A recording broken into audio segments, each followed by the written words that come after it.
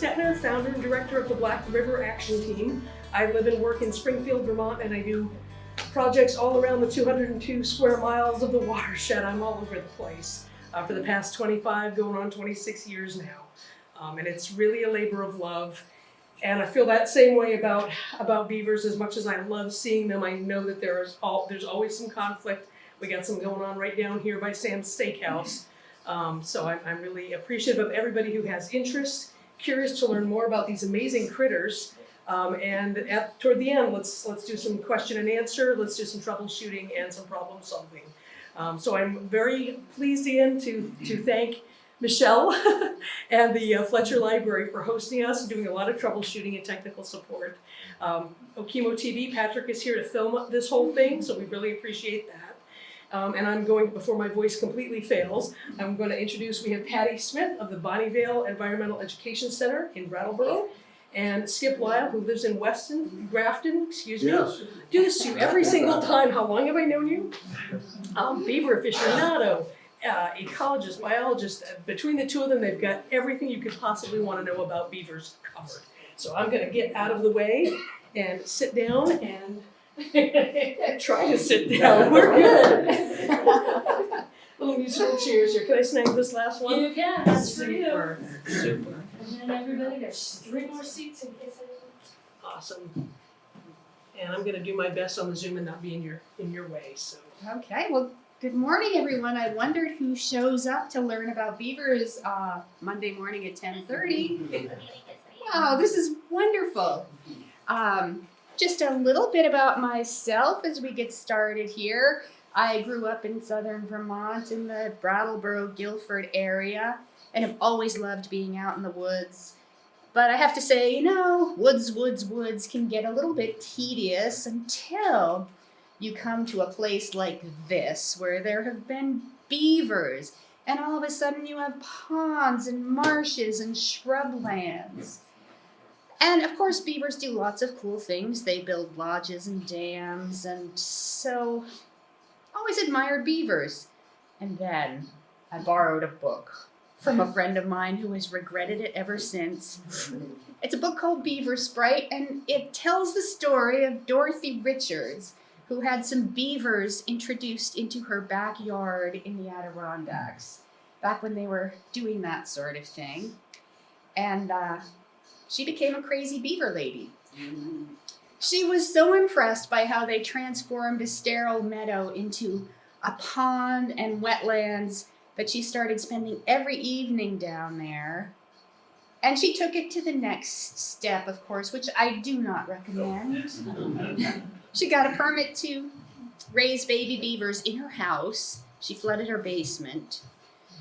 And yes, the caption under here, Hunk and I were equally pleased with our affection for one another. So I knew beavers built wonderful things, but after reading this book, she really talked about the intelligence of beavers, their sense of humor, and their helpfulness.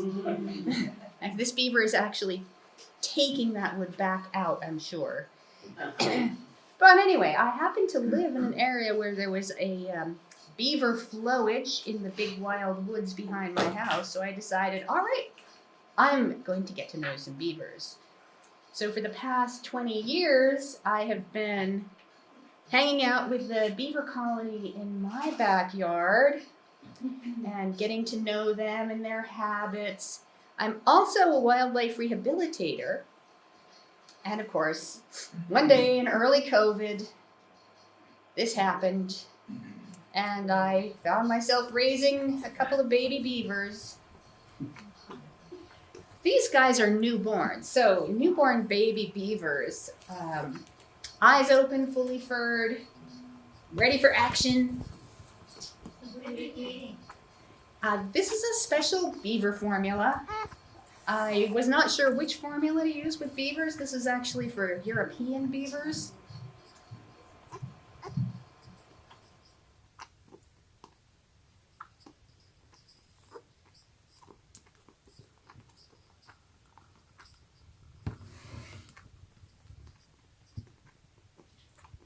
Oh my gosh.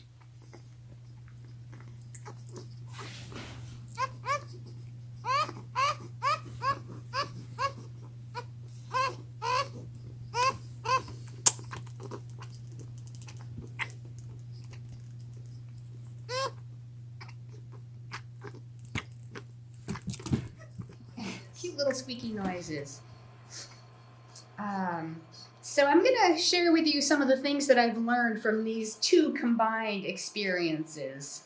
First of all, as you all know, beavers are built for the water and they really can't live without it. But in the water, they're invincible. Share some of their interesting adaptations that make this lifestyle possible. They evolved probably back in the Miocene and up in a boreal area with this giant beaver, this 300-pound mega beaver that lived in the Pleistocene. Oh, look at this tail. Everyone knows about beaver tails. Beaver tails store fat. Did you know they can hold their tails up when the ground is really, really cold? They don't usually do that, but this beaver is doing that. They use it for steering and for ballast when they're swimming. They don't use it to carry things. It is a great thing for other things to bite onto and let them escape. You can see this gal has been attacked by both a bear and a beaver and lived to tell the tale. Of course, those wonderful webbed feet. They also have on their hind feet 2 claws that are split that they use as combs, and grooming is very important to beavers. They have this long outer layer of fur that sheds water, and underneath that is a very dense woolly coat that's essentially a wetsuit that keeps their skin dry. And here's our pal Pumpkin now all grown up, showing the use of that nice comb on his hind toes. I have a friend who had a camera inside a beaver lodge and said that the beavers in the lodge were just grooming each other constantly. Pumpkin also liked to groom me, and so I can tell you what they're doing when they're grooming with their teeth is they're rubbing their teeth back and forth through their fur. And it's nice to have fur, because if you don't have fur, let's say my hands got pretty cut up by those very extremely sharp beaver incisors. And beavers are very social, so again, lots of time grooming each other.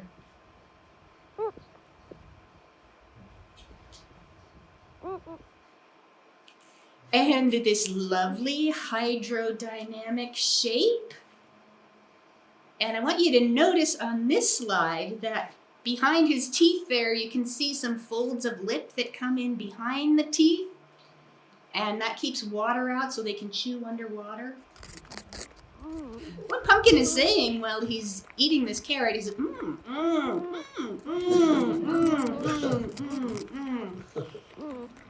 It's adorable. Anyway, what I would like you to notice here are how dexterous those front paws are. He has pretty short front legs, but they're very good at handling things. And those very sturdy nails are great at digging. Here's a baby beaver just showing how powerfully they're built. They're like linebackers, super strong animals and really great at moving earth. So just to review some of these adaptations: large webbed feet, water shedding outer coat, dense soft inner coat, strong flattened tail, lips closed behind teeth, dexterous paws with strong claws, hydrodynamic form. So we've got this animal built for water, and to create the water they need a dam. And here's Pumpkin building a dam in the only place he could in his enclosure as a young beaver. He used to just drop everything he could off his ramp. Towels, nets, hay. And here's a real beaver in action on a trail camera.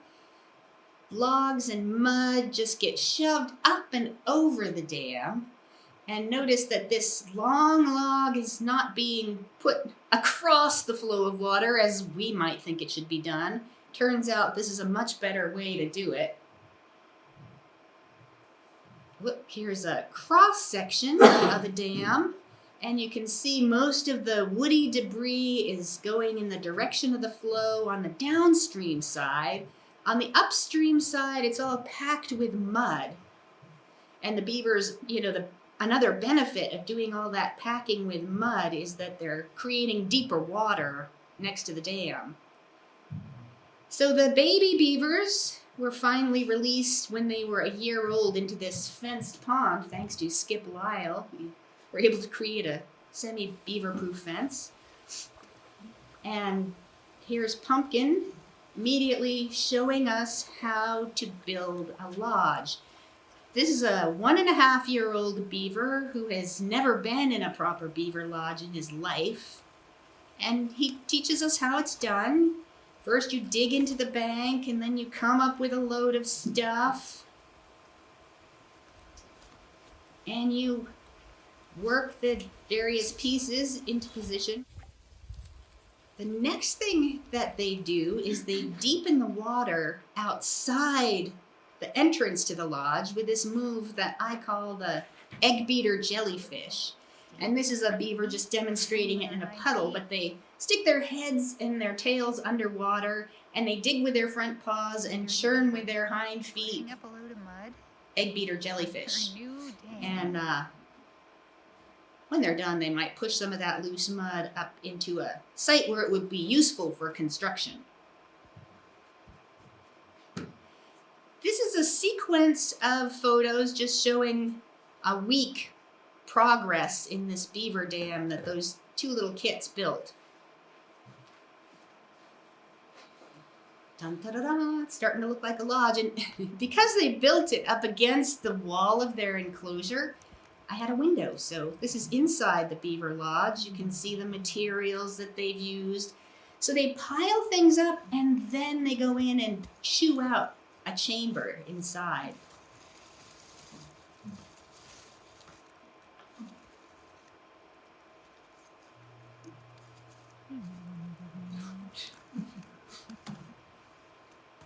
This next little sequence is Pumpkin and Pie have been released, and Pumpkin is working on a starter lodge at this new pond. And he's feeling a little bit frustrated by this particular stick that he wants to go in that hole. And so he says, "Ah, nuts." So I love this move. Just take it out. He takes it away, walks around the pine tree, comes back,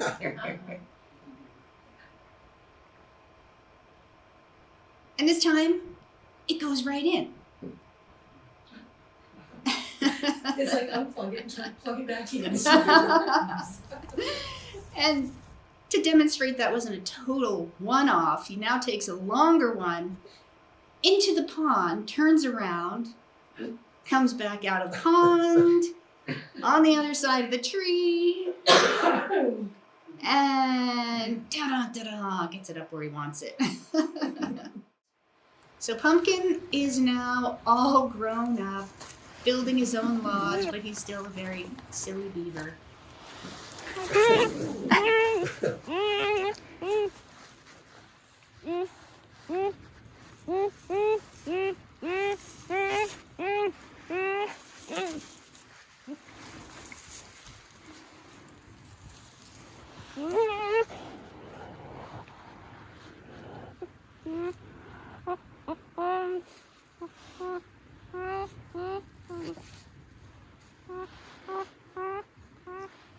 Now here's a wild beaver demonstrating what happens next.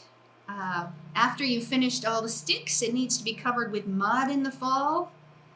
And they stand right up on their hind legs to carry that mud into position. And that mud will freeze solid in the winter.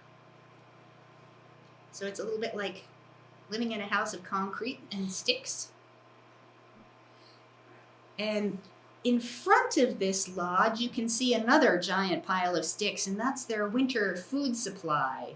Because we know what happens next as Vermonters. Pretty soon the ponds freeze up and the beavers simply can't get out often. And so they're stuck living under the water for the winter. And if you happen to go when there's black ice, you can see the beavers swimming in and out of their lodge, which is pretty fun. The beavers, of course, don't like this a bit, and they work hard to try and keep the ice open for as long as they can. But eventually, in most situations, they do get stuck under the ice. And it's a long, quiet season. They don't put mud over the entire lodge. They leave a vent so that there will be some airflow, and you can often see that that melts out. And that's how you know there are beavers in there. In February, I stopped by to visit Pumpkin and Pie and saw something like this happening. These beavers now, they're 1.5 years old. If they were living in the wild, they would be living with their parents and would not be doing anything like this.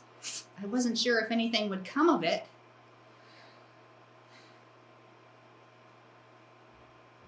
But it did, which you will see in just a moment. But here we just have other beavers very glad to be having an opening in the ice as spring approaches. So one day at the end of May, I was visiting Pumpkin and Pie's pond with my friend Jen, and Pie did not show up. So we went over to the lodge and listened, and what we heard was something that you're not going to be able to hear because it's very quiet, but it was little baby beavers in there, and then the mama beaver goes, That was fun. The baby beavers stay in the lodge for the first month, so a month later, we saw one of these. This was its first swim. And you can just hear the gray tree frogs there. So this is now June. And those young beavers that just turned 2 now had 3 of these little things. Spring is the season of dispersal for young beavers, so in an established beaver colony, the 2-year-olds might be heading out this time of year to try and find their own territory. And as beavers are moving around, the adult beavers will be busy scent marking so that all the new beavers coming through will know this is claimed territory. And here is a beaver named Bricks who is making a scent mound. They carry up a pile of mud, and he's also demonstrating what he thinks of the trail camera. Let's just back up a little bit there because he's an odd beaver. He is missing his tail. I don't know what happened to it, but he did really well as a beaver. He learned to compensate for though lacking that major appendage. So the castoreum that they are using, we'll just get those sound effects again, conveys a lot of information. Like after this is a reward, we need to go back to the baby beavers. I'm just going to pass this around. This is some castoreum, and you can enjoy the overpowering but not unpleasant aroma. And you will smell this if you're out near beaver ponds in the spring. Once I was out near a beaver pond in the fall, and I smelled that just all through the air. And then this is my friend Dew. She was in this sort of condition, and I had just heard a story that beavers had come hiking up over the hill into this watershed, and these resident beavers had had a big beaver battle and driven them away. And so I just want to emphasize that there are so few places on our landscape that beavers can live. They can't live on rivers that are too flashy like this. wash out their dams unless they're deep enough that the beavers can live in a bank lodge and still get out in the winter. So they're really restricted to these low gradient streams, and Skip is going to talk a little bit about this too. The things that they bring to those low gradient streams, though, are amazing. First, the dams spread the water out, and it warms up, and phytoplanktons grow, and then zooplanktons, and then the multicellular critters, and the macroinvertebrates that feed the fish. But also important is that beavers don't stay there forever. They make these ponds, and then they leave, and then you get the meadows and the shrublands. And the dams slow down the water, and the sediments, pollutants, they come out. And eventually you end up with these very peaty soils building up, and they become semi-permanent wetlands.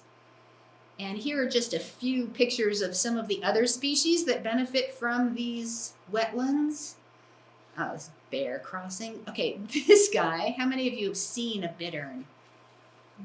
A few of you, that's really good. This is a trail camera shot. They're invisible birds, but he's going to do his I'm a blade of grass imitation here.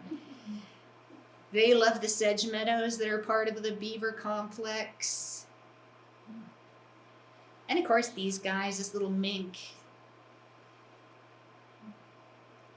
So many different species. I think that was a little winter wren. So here I'm going to transition to Skip. So beavers do so much that's important for the landscape, and I would not know what to do when they cause conflicts if I hadn't met this guy, Skip, my hero. He's dedicated his life to solving these beaver conflicts. So now I can tell people, you got a problem, call Skip. Skip. Thank you. Skip Lisle. Thank you very much.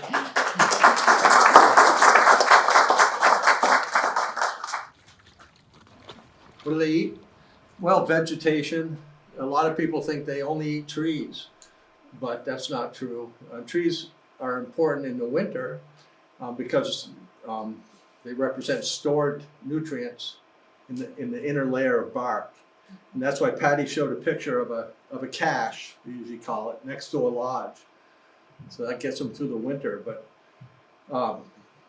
much of the summer, particularly in a rich wetland, they're just eating things like cattail roots or water shield or pond lilies. I mean, hundreds of different soft stem plants. So they'd much prefer to eat those. They're much easier to digest and more nutritious than bark. Do they have just one stomach? I'm sorry? Do they have just one stomach? Yes. Very digestible. They have, they're hind gut fermenters, so they've got a whole bunch of critters living in their hind gut that break down all that cellulose. Yeah, okay, well, let's get going. And I have quite a few slides, and is that yours, my dear? Yes. And I should start by thanking Patti. She probably has done more beaver observations than anybody in the U.S., but maybe the world too, so it's really valuable. I do not have the patience for that. It takes a lot of time and a lot of patience. And I want to thank Kelly too. Thank you for hosting us, yeah, in the library, of course. But anyway, my talk might get a little more boring because I talk a lot about history, the history of our wetlands and beavers, and it's really important to understand that context. And policy. I mean, it's just a huge policy issue, as I'm sure most of you know. So I've decided to start off. I think I'll sit down here so I can reach that button. I don't have to keep moving. I've decided not to talk about beavers at all today. Yeah, hell heck with it.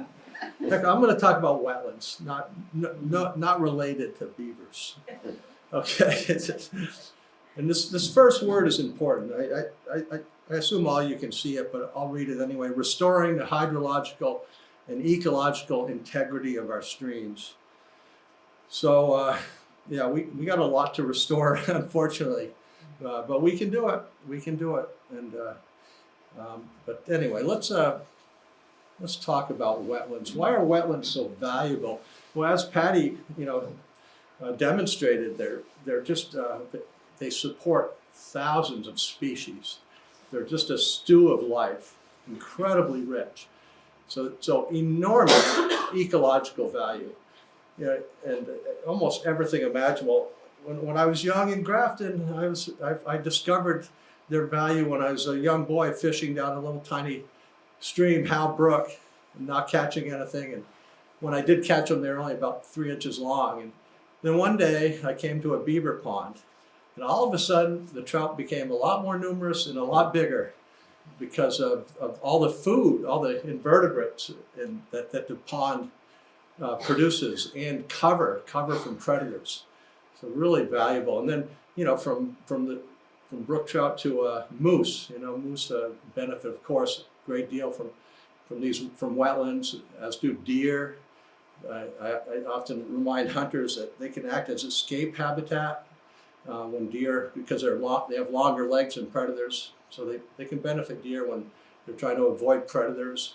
Bear use these wetlands a lot. So a lot of game animals, like waterfowl, of course. All kinds of fur bearers, like the mink that Patti showed. So very, very valuable to society and the natural world. And one of the things that makes them really valuable is that they're incredibly rare, particularly in a mountainous state like Vermont. They're very, very rare. And then, of course, they have great hydrological value. There's a lot of talk these days about flood damage, as well there should be. And the wetlands act as sponges that can hold water during floods, and then release it slowly over time, which reduces those destructive peak flows. So I think we need to try to do everything we can to make those a little smaller. Back to my town again, in much of Vermont, but in my lifetime, I've seen basically the whole town washed away a few times. And that gets pretty expensive after a while for the taxpayers.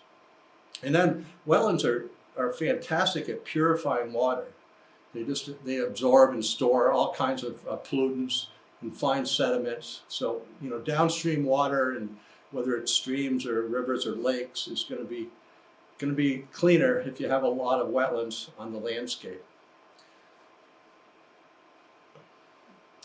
That was a contemporary picture, the brown of spring, but this kind of more demonstrates the incredible richness, the Garden of Eden nature of wetlands in the summer. And this is a man-made wetland in Keene. The federal government will pay people hundreds of thousands of dollars an acre to make these essentially artificial, relatively poor wetlands. I mean, it's good because that demonstrates that at least somebody recognizes that even bad wetlands are extremely valuable. But they're often put in places like this by highways. I've seen them in the middle of, what are those things called, those off-ramps on the interstate? Cloverleaf, thank you.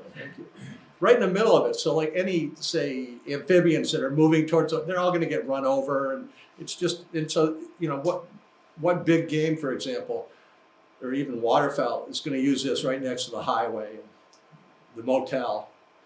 And then, I mentioned the flood relief value of wetlands. Well, this is sometimes how it looks when humans build it. This is the Ball Mountain Dam in Jamaica. You can possibly imagine how much that might have cost, but it's also an ecological disaster because, I don't know that an otter is going to be able to move along the West River. We also have the Townsend Dam, just tremendous barriers to ecological movement. But the purpose of it, again, is to store water during floods and then release it slowly over time. So if only we had an animal that would build wetlands, you know, we'd be all set. Well, by some miracle, we do. Most of the world can't say that. Beavers are native, 2 different species in Eurasia and North America. And you know, the unfortunate part, and this is, you know, what we're trying to transition away from treating beavers as pests, and that's really what we do. Tragically for ourselves, and all the values associated with beavers and wetlands, but they're really that's how they're managed. I'm afraid, by and large now. So by building beaver deceivers and protecting properties, I'm trying to eliminate them, that their status as pests. What they really are, one term that is commonly used for them is a keystone species. And that's just a species that has disproportionate ecological value.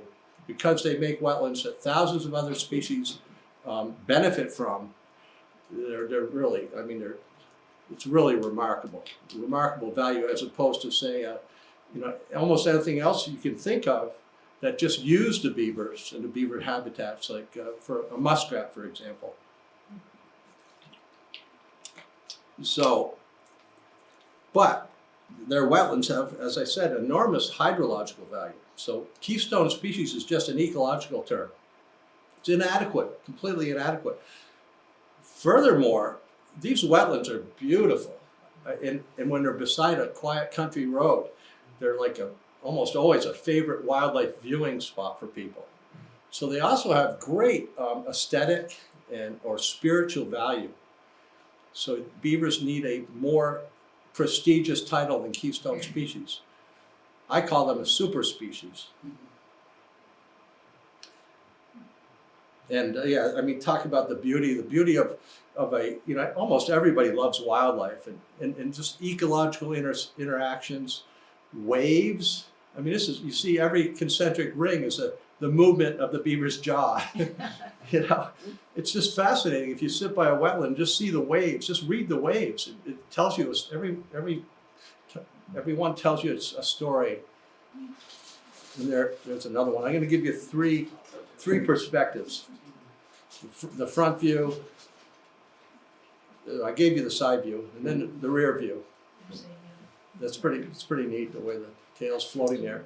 My beaver has not been attacked by predators and bitten by other beavers, so it has a nice smooth tail, unlike Patti's beaver. Some of her beavers, as you know, don't even have tails. So yeah, she lives in a dangerous neighborhood. but there's a point to be made there. You know, a lot of people think it's really important to understand that beavers are territorial. You know, that's why the bites in the side of the tail. They do not tolerate other beavers, you know, outside of their family. And so you never get you know, too many beavers in any one area. It's always limited to one family. No matter how many lodges you see, because beavers just build a lot of lodges. You can have 8 lodges in a 5-acre wetland. That doesn't mean you have 8 families. The territorial behavior never changes. It's only one family. And you know, we're missing a couple native predators, wolves and mountain lions, but there's still a bunch of other predators, including humans, that kill beavers. Bears, Patti's had a lot of experience with that, coyotes, and then beavers come in all sizes, so a lot of small predators will also kill beavers. I have bald eagles hanging out in my little beaver pond, and I think the only thing I can imagine them looking for is a small beaver, a baby beaver, or a muskrat. So the beaver-created wetlands I call flowages. It was a term I first heard when I moved to Maine, and it's really important. These are such unique types of wetlands. Wetlands is a very broad term, and when I use the term, I kind of use it interchangeably with flowage or marsh. I'm thinking of a very rich, open, sun-drenched wetland, and that's what a beaver flowage is supposed to be. But we had this little thing called the fur trade, which changed everything, which began when Europeans arrived around 1600. And you know, it didn't take long for them to wipe out all the beavers in New England, and then the fur trade advanced across to the west of the continent. And so beaver dams do not persist in the absence of beavers. They're always decaying rapidly. They're made of sticks and mud. And so to maintain a flowage, you need the presence of beavers. And when the fur trade wiped them all out, possibly 1 million flowages drained in North America. I mean, it was an enormous ecological disaster. And then they remained that way for a couple hundred years before beavers started coming back. Around 1900, there were some laws put in place that protected them, and so they're right now they're in a long recovery process. They and their flowages, and they, again, as Patti said, beavers are restricted. Beaver dams, and not beavers necessarily, but damming habitat is restricted to low gradient areas on small streams. Basically, places where the average energy of the stream is low enough that it won't constantly blow out the dam. And it has to be flat enough that the energy that is required to build a dam is sufficient to create an adequate habitat to make it worthwhile. So it's all based on beaver behavior, of course, but also physics. And those things are unchanging through time. So today, wherever beavers work, or virtually anywhere they work, represents a restoration of ancient habitats and ancient landscape. A lot of people, beavers are just barely returning. So a lot of times you'll hear people say, well, beavers were never there before, because their sense of history is just their own lifetime. But beavers were there. They were everywhere in those places for 10,000 years before the fur trade and following the retreat of the last glacier. And when the beavers are present, and again, every beaver habitat or flowage or wetland is different in its ability to support beavers. So a big, rich wetland combined with territorial behavior may be a permanent habitat. Many are. So there's a lot of variation there. But when beavers are present and maintaining a dam, they work at the water line, responding to what I call spillover stimuli. They don't do a lot of deductive reasoning. As Patti's wonderful video showed, they're really hardwired, so they do some crazy stuff because they're hardwired instinctively.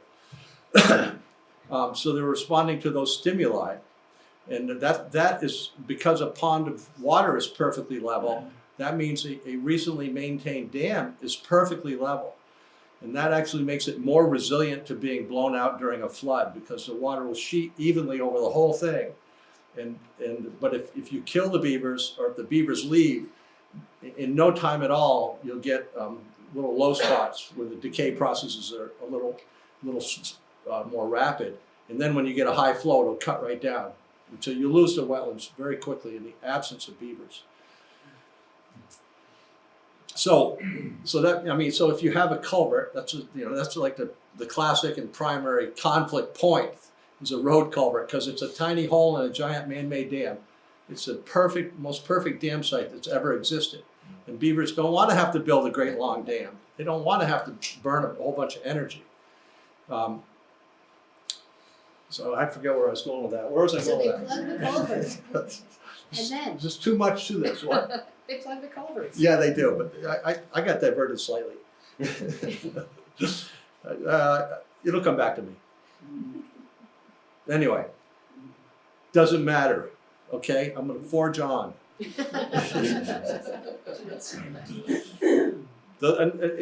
Dams, lodges are the same thing in terms of the decay rate. And so these lodges, if you can see a time-lapse video of a beaver lodge, it'll just be moving all over the place constantly. When the beavers are getting ready, or they're gonna occupy a given lodge, like this one's pretty fresh, right? So it's pretty peaked. But if they abandon it, it'll just slump down to nothing very quickly. And then they'll, the next year they'll reclaim it and push it back up again, and it'll change shapes. And sometimes you get a little double lodge side by side. But when they're flat, when they're not being worked hard by beavers, they're just fantastic goose nests. I get every year we have geese nesting on our abandoned beaver lodges. Now there's another level dam with a lot of decay matter, particularly on its backside where all the sticks are. And this author had it figured out. Without the beavers to keep it strong, the old dam falls apart, water runs through it, the pond gets smaller and smaller, soon it is gone. That reminds me of where I was going there a minute ago. If you can't protect a culvert, which again is a perfect dam site, you can kill beavers. The next beaver that comes along is going to clog it, and that'll go on in perpetuity. And so, if you rely on that, any beaver dams or wetlands that have been created are going to disappear. They're going to drain, and because we're in the middle of a restoration process, that restoration process, which on my particular property has been ongoing for 50 years. I mean, it's a very slow process. You're gonna arrest that restoration of the ancient landscape and ancient habitats, which, by the way, where else on the landscape can we say that this is being restored to the way it was before Europeans arrived? And it's kind of exciting to know that.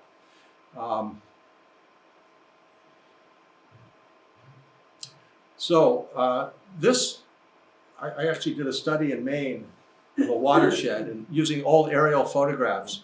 So the first set was made in 1939, and no beavers had returned to that watershed from the fur trade yet.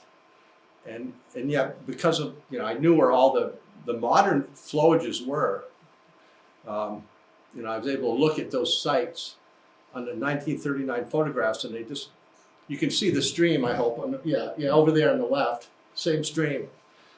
So it's all forested, right? There were hundreds of years, the wetland was drained.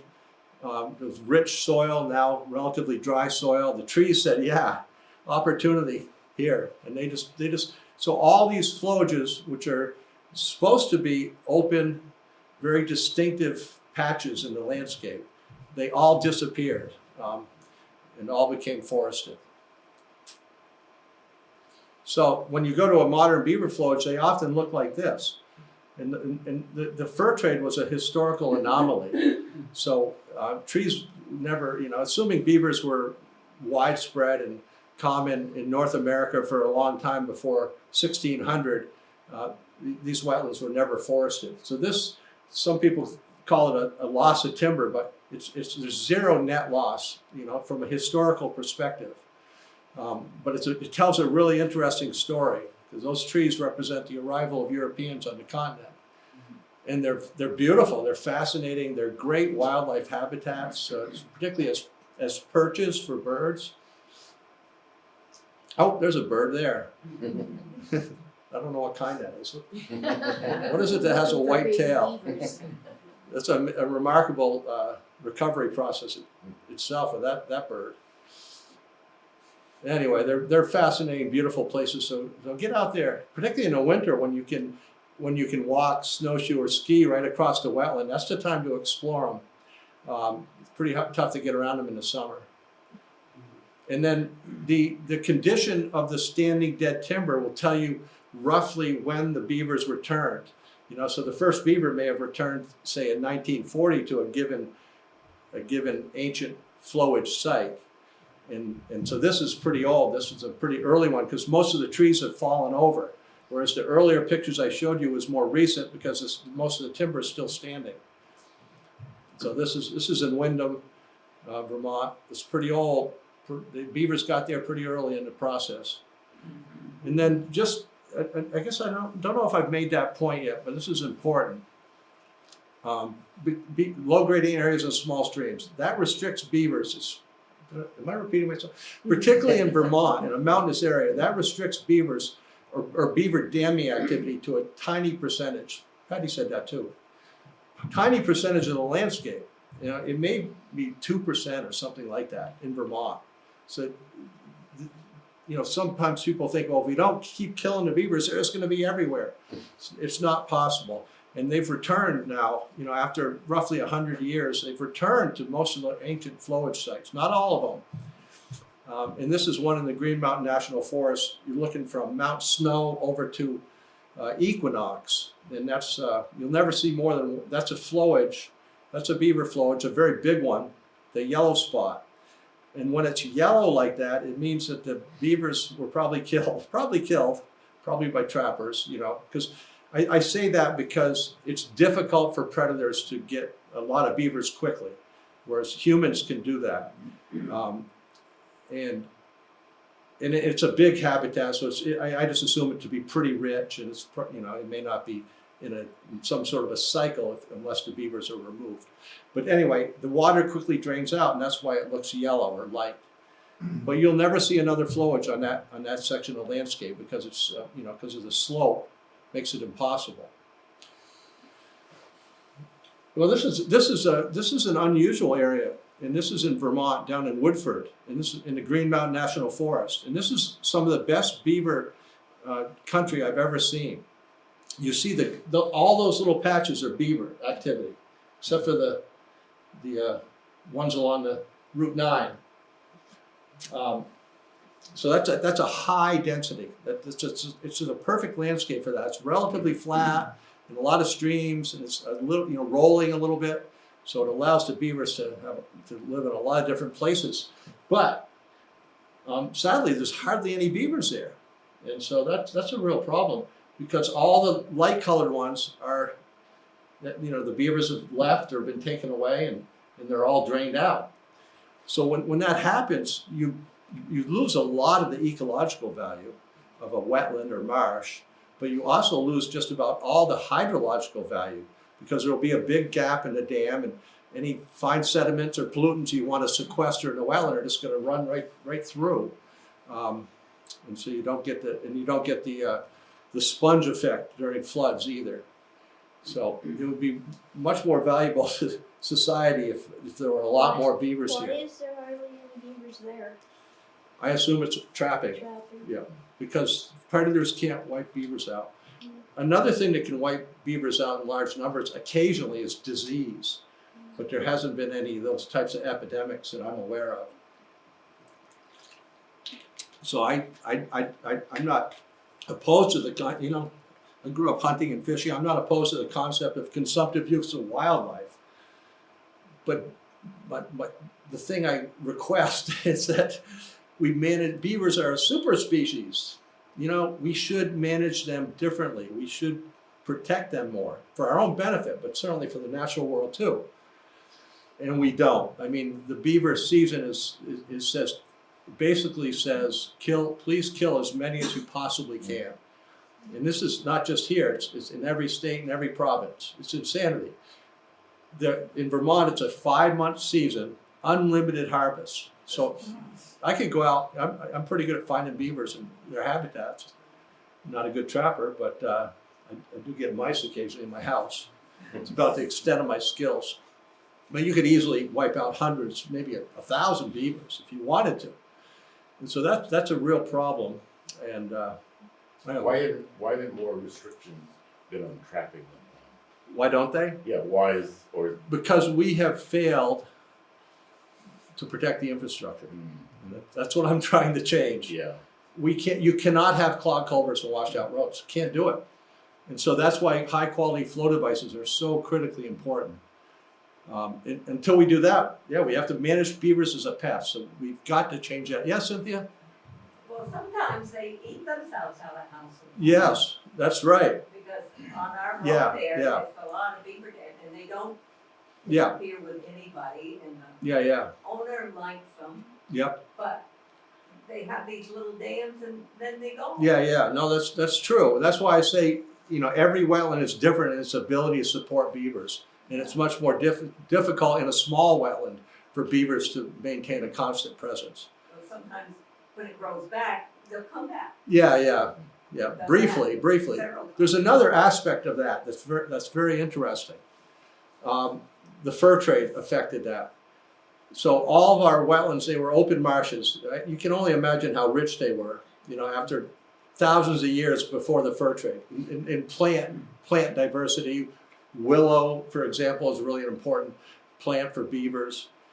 And so those plants need beavers. They need beavers to maintain water and sun, because those plants can't compete with trees, right? And so the fur trade took those away, and it all became forested, and we extirpated, you know, all kinds of important plants from all these wetlands. Now, those might come back, but that'll be a very long-term process. I mean, in our own wetland in Grafton, you know, we have things like water shield and even cattail that's likely come in on waterfowl. You know, so other things may come in, but so it's one thing for beavers just to build a dam and have a sort of a sterile wetland with nothing to eat but trees initially, nothing but trees. But over time, a lot of those wetlands will get richer, and because of beavers maintaining a dam, they'll actually increase their ability to support beavers. So because of our vision of these habitats is so affected by the fur trade, you know, we often think that beavers are really super dependent on trees, because that's all they had when they first returned, you know, from the fur trade. So that's why the term restoration is really important, and to understand that we need beavers around for that restoration process to continue, and it'll be a very long one. How far will they travel when they have either eaten out of house and home, or the youngsters? Yeah. How far do they travel from the original lodge?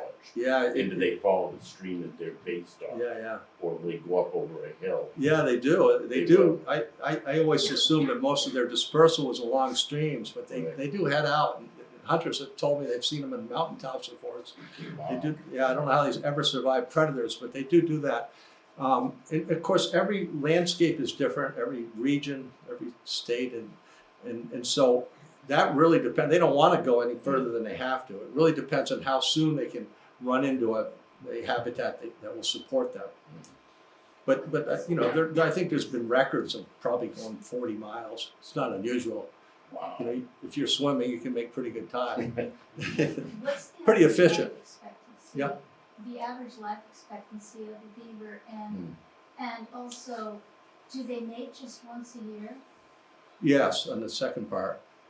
Yes, on Yeah, second and they part? don't get started until, you know, at least 2. Patty's beavers are exceptional. Yeah, at least 2, because then at 2 they generally disperse, and then they have to find a habitat and a mate. So who knows how long? That may take another couple of years on average. So they're slow to reproduce, and it's then one small litter a year. So So they're only usually 2? yeah, that's a good average number. That'll vary depending on how rich the habitat is and how healthy the mother is. Are they partners for life? Yeah, that's what they say. But they, you know, beavers get killed a lot. Yeah. Then they sometimes marry their relatives. That happens. Yeah. Is that a problem with that? For I genetics? haven't heard about it being a problem, but Yeah. probably is. Yeah. That points to the fact that this is a very rich and very broad subject, which makes it interesting. And then if you've used Google Earth, I mean, we can all fly now. You know, you can, and the beaver flowages are very distinctive. So you can fly all over the world and see what the beavers are doing. And then, okay, I should point this out too. Where you have beavers, where they're active, it's black, right? Because that's water. Assuming it's a summer picture. Those are little flowages. I went there last winter, and the beavers are gone now, and the water's gone. That's man-made. That's man-made. And that one, I'm going to show you a close-up of that. But these, oh God, it's so fascinating. So that one is 15 acres, but look at that long shoreline. I mean, that's something that, you know, I got all the wetlands on my property amount to 15 acres. And I've had two families of beavers there for decades. So something like that should support one family for a long, long time. Oh, there's another one. This is the same area, but to the south of Route 9, and just magnificent. I mean, this should be like an international beaver reserve. It's that unique and that special. And yet it's just the opposite, tragically. It's all national forest land.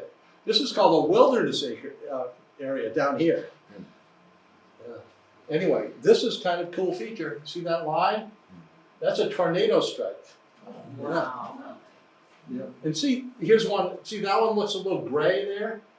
That's probably a recently reoccupied flowage, and that's what you're seeing, a lot of gray from the dead timber.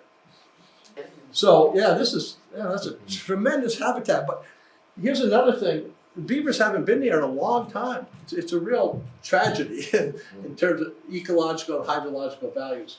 You can see all those little dots. Those are the evergreens. This is what happened during the fur trade. They're starting to encroach. Now that could not happen if that dam was maintained. It would be all flooded. So, moving right along. That's okay. Mount Snow and Somerset Reservoir to the left, and a lot of condos and stuff.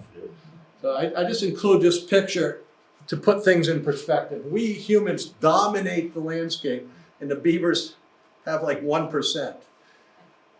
This is an unoccupied flowage, occupied. That is actually a natural pond. There were beavers in it, but it's a natural pond way up in the mountain. So there you go. Beaver, there you go. You happy now? I'm happy now. Jeez. So now it gets really complicated. But so the conflict, as I said, is very, very limited. And so the primary conflict point is the road culvert. This is actually Route 9. This is one of the reasons there's no beavers in that area, right? Because that culvert's not protected. So, you know, if I don't know if we have any selectmen or town managers here. Any? All right, Bob. Good for you. Thank you. Any town only has a handful of chronic conflict points. Because beavers are limited, you have to have usually a road going through beaver habitat.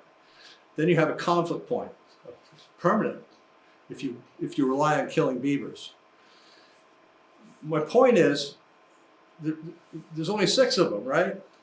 If you rely on a kill strategy, and I can eliminate 6 conflict points for 50 years in a couple weeks. If you rely on a kill strategy, then what that will translate into is hundreds of very expensive conflict events over the years and decades. So, you know, you could ignore all the magnificent ecological and hydrological values of beavers and just focus on the economic savings of actually solving these problems, and they're huge, just enormous. And so this is a culvert on it. Oh, is that a railroad? Yeah. It kind of looks like it, doesn't it? Yeah. Yeah, oh, that's right. That's down in Bartonsville, down southern Vermont. You guys probably know where that is. Anyway, so the railroad company, I've been working on them for about 30 years, trying to get them to have me protect that culvert. They won't do it. So they come down here, they put an excavator on a car, and they bring it down there to clean the culvert. And I've just seen this. And then when they don't clean it like now, it floods all the neighbors' property. And then all the neighbors get mad. Then they kill the beavers. Then they go away. And then the next beaver that comes by happens again. Now there's an interesting thing. This is mud season, right? There's an interesting analogy I wanted to make. And an observation I've made. That railroads don't have mud seasons. Right? And the reason they don't is something called 1.5 inch crushed stone. Right? So, I mean, this is another thing I see in Grafton and elsewhere. I mean, since a child, you know, my childhood, I've been watching these mud holes develop in the exact same places. Well, maybe a little more crushed stone, because, you know, the mud seasons tell us right where the problems are. So this is what a culvert looks like from the inside if you don't protect it with a flow device. And you see how rusted out it is. This is a reason not to use galvanized steel culverts, because whatever the galvanized process is, it does nothing to protect the culvert from the acidic water. So that tells you right there that that culvert has been basically non-functional. The water was way up here for a long time. And so if there was a big flood that happened, the road probably washed out. If there's a big beaver dam in there, when the high flows come, you got more expensive problems. And there's another one. Talking about concentric rings, huh? But that's not a very hydrodynamically efficient culvert. And when the beaver dam develops, oftentimes they develop at the upstream end, but sometimes they're right in the middle. And then you have to get a log truck to ramrod them. Or sometimes people had to hire scuba divers. So that kind of stuff gets very expensive. So scenes like this are very, very common. Where was that? That's Vermont, upstate Vermont. This is Mississippi. And this is Massachusetts. Now, I don't need to tell the ladies in the audience this, but when you give men a task, it often gets very inefficient.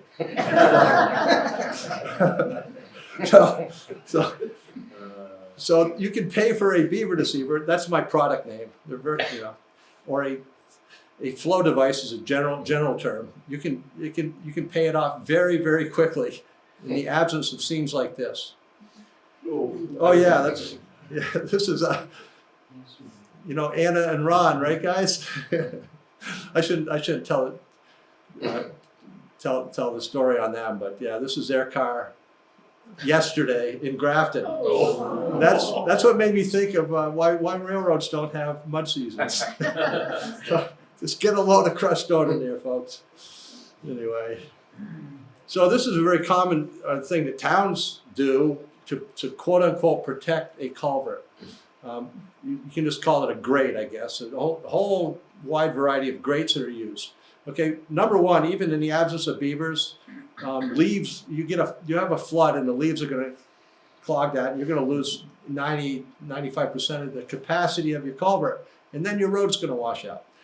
And so this requires, any grate is linked to a kill policy. So that's just holding the beavers off long enough to get somebody there to kill them. So not a great ecological policy. And so just a very inefficient. And then places where they're not killing beavers or they can't find a trapper or whatever, the road crews have to go and clean the grate constantly. It could be hundreds of times. Not efficient, of course. That's in Marlborough, Patty's hometown. Sorry, Patty. And this is Marlborough too. And anybody guess what state this is in? Naturally, yeah. Yeah, they use lobster traps for everything. So now I'm going to show you a very crude flow. This is what a typical flow device looks like. For some reason, we don't want to put any money into this, and so thousands of flow devices like this have failed. And so people are really skeptical. They don't think that we can ever make a flow device work, and they think that beavers are super smart, which it's really more an indication of us being super dumb. And then that's a quote unquote flow device on the Green Mountain National Forest land. So you think the federal government could come up with a little bit more money? Generally they're very efficient with spending our money, right? Yeah, generally. So I don't know what happened here. Anyway, I throw one of these in because we have a magnificent history of building fantastic things in New England and particularly in Vermont. Like this church steeple in Montpelier. So yeah, we can build a better flow device than the one you just saw. We are capable. Or this meeting house, just incredible construction. But, okay, Beaver Deceivers. I got a job as a biologist for the Penobscot Indian Nation in 1995. They have a lot of land in Maine, and a lot of good beaver habitat, and all their culverts were clogged and all their roads were washed out. So the first thing they told me to do is go out there and try to figure something out. And I've been at it ever since. I thought it would take me about a year. Yeah, no problem. It's still really challenging for me. It's very difficult to sneak water away from them. That's essentially what you're doing from an animal that's been finding leaks in dams for millions of years. And in addition, every site's different, so I have to mold basically try to build a perfect device for every different site.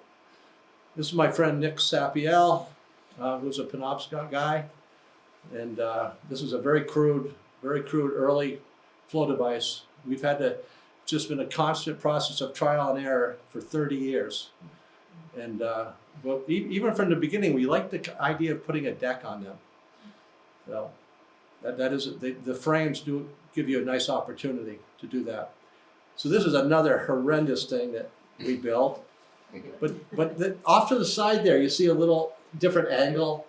It's sort of the beginning of this thing that we came up with called the trapezoidal fence concept. You know, it's really antiquated now, but it was pretty good for its time. And the concept is to try to make something unnatural. So beaver dams are perpendicular to stream flow.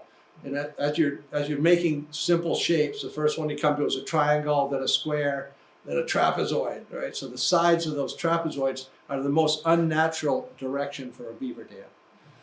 And so that's, you know, they have to be big, they have to be well built, but that was the original Beaver Deceiver. Beaver Deceiver 1.0 is I was just an employee there, so that's a Penobscot Indian Nation invention that they never get the credit they deserve for. And there's another one down in Audubon Sanctuary in Massachusetts, and this is my daughter who's now 33. And this is a Penobscot site. You know, we again, this is a weird thing. We're just trying to throw unnatural angles at the beavers because I didn't know, I hadn't invented a pipe system yet. Pipe systems are very powerful. The use of a pipe. So all these ones you're seeing is just a simple fence attached to the dam, essentially. There's no separation between your device and the dam. So beavers, the first thing they'll do is they'll start to dam in the corners by the culvert. They can see the culvert. They might feel the water flow. They might hear something. And then eventually they'll dam around it. So it's not good to have that. A simple fence is not good. And in my mind, it's completely antiquated. But then I came up with this thing called the round fence filter to put on the end of pipes. And you're essentially trying to filter water in, sneak or filter water in, and filter beavers out. And so the bigger the filter and the coarser it is. It's also nice that this is pretty easy to make, but you're reducing those stimuli that'll cause beavers to dam. They're, you know, unlike humans, the first thing they do is not to step back and look at the big picture and say, well, that pipe must be hollow, right? Okay. Even a kid would say, yeah, that's probably hollow. And so the place to dam is upstream end of it. You know, that's just deductive reasoning that we do. We just take for granted. Not many other animals do that. And beavers are mostly just responding to stimuli. So you can sneak water into the filter through the pipe and then through the beaver dam and control the vertical growth of the dam that way. And here's a little, actually this was in Grafton. Here's a smaller one. The black pipe you saw is polyethylene. I call it soft plastic, and this is PVC, hard plastic, and they both have certain qualities that are good, but they're very different. And this is a big 8-foot diameter round fence in Virginia. And almost all the pictures you see are at culvert sites where I'm standing on the road and I'm shooting upstream. So this fence is to prevent the beavers from the initial fence from directly clogging the culvert. And here's also in Virginia. And you can see that the second I made a good pipe system or invented one, the trapezoidal fence became irrelevant. And yet it was stuck in my brain. It was lodged in my brain. I thought it was just a miraculous concept. I just laugh at it now, but it took me years to get it out of my brain. So this is a transition in terms of the technological development. This is a transitional phase. There it is again. See the trapezoid and the pipe system. There's no need for a trapezoid if you have a good pipe system. And then, so when you get pressure differentials, you get a whirlpool break that often develops at the upstream end of pipes. So that makes noise and it's visible, and that screams leak to beavers. So if you can't eliminate a whirlpool, they're going to bury your filter no matter how good it is. And so this is my son Forrest, and this was an initial attempt to build what I call a whirlpool break, just a piece of plywood, in this case, over the intake of that pipe. So when a whirlpool develops, it hits the underside and the energy dissipates before it can get into the water column or God forbid, hit the surface of the water. But it's very difficult to build those in a ground fence. And so I started the transition. This is in mid-state Vermont. I've transitioned to square fences. But it took me years, just like the round fence and the trapezoidal fence. Those things didn't come to me overnight. It was years of hard work and failure and experimentation. And the same thing with the square fence. The square fence is a magnificent filter that I use now, but I didn't know how to do it in the beginning. You can see it has a little tiny whirlpool break there. And the trouble, this is 6-inch mesh and it's epoxy coated.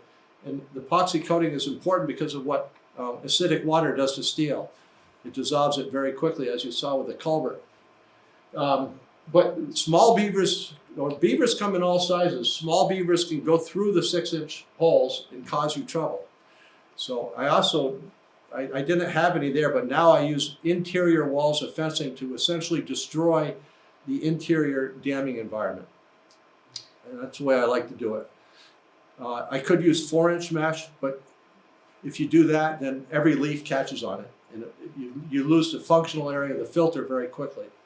So the 6 inch is better, generally speaking. I need to do another time check on you. That's okay. You want me to rip through a few more? Yeah. It doesn't look like anybody has any place to go. They're being very polite.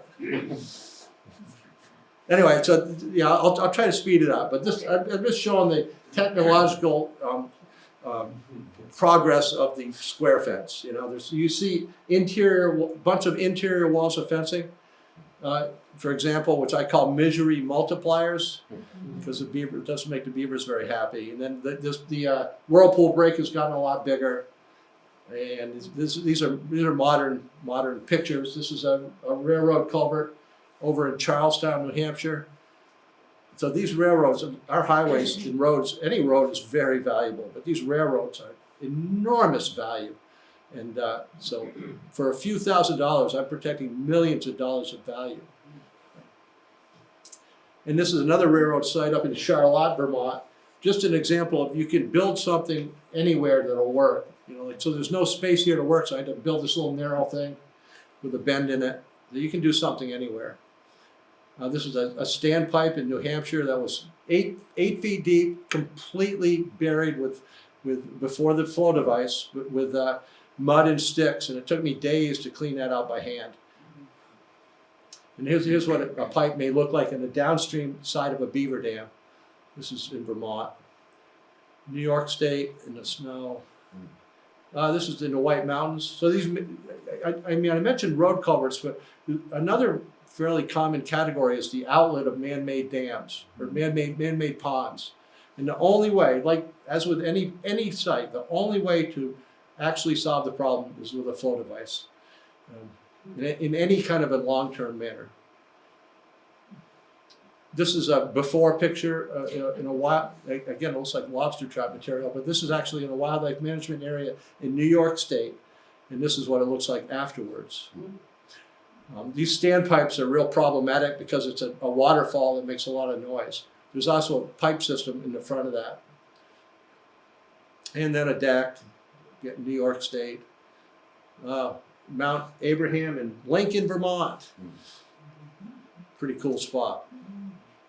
And a very big watershed, so that's an 18-inch diameter pipe. So I have to constantly adjust according to the site. This is kind of interesting. This is also in Lincoln, but on busy roads, I try to build in a door for the beavers and large turtles to come through, so they're not forced into the traffic. Yeah, it's really important. Yeah, and I call this a starter dam. There's a lot of opportunities at these sites. to encourage beavers to build a dam. It's very easy to get beavers to dam where you want them to, because they're economists, right? And so if you do some of the work, they'll say, yeah, I'll take advantage of that. There's forest again, and this is in Grafton, and that's a starter dam out front. And it's taken years for the beavers to occupy that site, but I think they're there now, and that's turning into a fantastic wetland. There's another starter dam. It's up in New York. No, that's in Vermont, northern Vermont. Anyway, you get the idea. Oh, this is in Marlborough, and I built a little deck there because I wanted firefighters to be able to go down there with a hose. I mean, these roadside beaver ponds are, fantastic fire ponds. And a lot of sites will have you just take measures to prevent the need to kill beavers, and then an upstream dam will develop that doesn't threaten anything, and you have a great habitat. This is in Maine, same thing. The upstream beaver dam, it doesn't threaten the road in any way. The only conflict point is that road culvert. This is in Saxons River, Vermont. You see again another upstream beaver dam in a magnificent wetland. This is in Alaska. Excuse me, up in the tundra. This is what a beaver habitat looks like in the tundra. Because we had the conversation about the beaver cycle and beavers not having enough food. But they can eke out a living on very little. There's not a tree within 10 miles of this site, and they're just basically living on willow. And then there's chewing issues. The flow devices are very complicated, but anybody can prevent a tree from being chewed with a cylinder of wire. And then occasionally you have digging issues in banks, and so you can armor the bank to prevent that. And then just a few more pictures. I just want to end with some Penobscot. This is Penobscot land north of Bangor. And every one of these wetlands that you'll see are the product of a beaver deceiver from the 1990s. And then, just the beavers were around, and so they just did their thing, and great things happened. And this is an enormous wetland. It might be it's very flat there, so this is like a 100+ acre wetland. It's completely dependent on one family of beavers that we would have had to kill if we had not been able to protect that road culvert. Another Penobscot wetland. You can see the white spots are beaver lodges, and then you can see that dam too. So that's the kind of cool stuff you can see on Google Earth. And this is my property in Grafton, or my family's property. I was lucky. I guess it kind of explains who I am. Growing up there, when my parents bought it in the 1960s, the beavers hadn't returned from the fur trade. Excuse me. So there wasn't a 1/4 acre of wetlands there, nothing. And then, and we have a town road running through it. So the original Beaver Deceiver that I built when I was a teenager is right there. So we protected that road. The town hasn't put a penny into that in over 50 years, in the constant presence of beavers. And then it's just produced millions and millions of life forms. And it's I think it's the, excuse me, the best wildlife viewing place in town. People are constantly stopping there on the road to enjoy it. And here's what it looks like from another angle. Yeah, I mean, it just adds, a lot of times people think wetlands are going to take away from your property value, but I think it's just the opposite. Because almost everybody loves wildlife, so the beavers have added a lot of value for the cost of that one Beaver Deceiver. Have they ever relocated? I know you said a lot of these beavers are killed. Yeah, that's a good question. Do they relocate? Very rarely. Is that possible? Yeah, very rarely. See, to begin with, that's no different than killing them in terms of solving the problem. Yeah. It's the same thing. It's very labor intensive, very hard to do well. It's a great tool if you want to get beavers into, to restore a wetland somewhere where there's no beavers. Tremendous tool. But unfortunately, it's illegal. Really? It's illegal in Vermont and surrounding states. Yeah. It isn't to kill Yes, them, but you kill as many as you want, but if you try to restore a wetland by moving them, in the theory is they're worried about people moving, disease being spread around, but beavers themselves might disperse 40 miles. So you could easily solve that problem just by restricting the Right. distance you move them. It's a shame that it's not an option, but that's the way it is. I don't know if people want to go. I could end right here, or I could show you like 6 more slides. Proceed. Really quick. Patty's seen this like a dozen times, but this is kind of cool because this is in Marlboro too. I call it 1 beaver, 1 month.